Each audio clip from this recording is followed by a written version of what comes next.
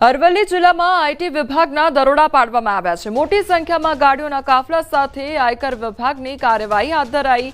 મોડાસા, મેઘરજ સહિતના વિસ્તારમાં આઈટી વિભાગનું સર્ચ ઓપરેશન। 45 થી વધુ વેપારીઓ, ડોક્ટર્સ અને બિલ્ડરને ત્યાં આઈટીની રેડ પાડવામાં આવી છે। તો અરવલ્લી જિલ્લામાં આઈટી વિભાગના દરોડા પાડવામાં આવ્યા છે। તો વેપારીઓ તેમજ ડોક્ટર્સ અને બિલ્ડર્સને ત્યાં આઈટી વિભાગ દ્વારા દરોડા પાડવામાં આવ્યા છે। તો મોટી સંખ્યામાં ગાડીના કાફલા સાથે આ કાર્યવાહી હાથ ધરવામાં આવી છે।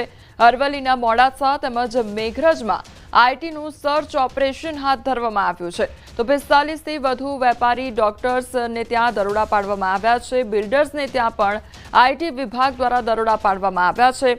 તો અત્યારે અરવલ્લી જિલ્લામાં સોંપો પડી ગયો છે, કારણ કે આઈટી વિભાગ હરકતમાં આવ્યું છે અને તેમના દ્વારા દરોડા પાડવામાં આવી રહ્યા છે। તો મોટી સંખ્યામાં ગાડીના કાફલા સાથે કાર્યવાહી હાથ ધરવામાં આવી છે।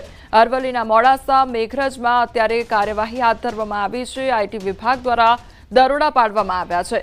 સંવાદદાતા હાર્દિક અમારી સાથે જોડાઈ ગયા છે। હાર્દિક, અરવલ્લી જિલ્લામાં અત્યારે સોંપો પડી ગયો હશે, કારણ કે આઈટી વિભાગ દ્વારા દરોડા પાડવામાં આવી રહ્યા છે। શું અપડેટ?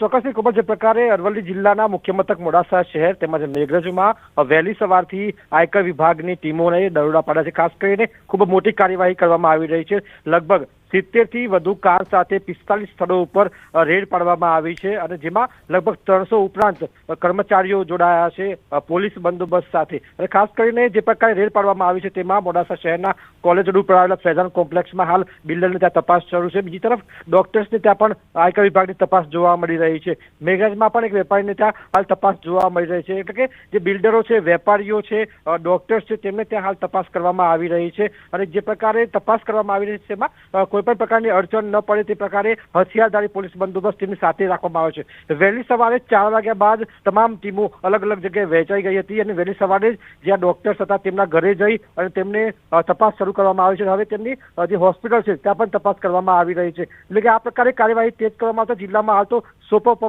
પડી ગયો છે। જે આયકર વિભાગની જે ચોરી કરી રહ્યા છે તેમાં પણ ફફડાટ વ્યાપ્યો છે। જી હાર્દિક, સમગ્ર માહિતી બદલ આપનો આભાર।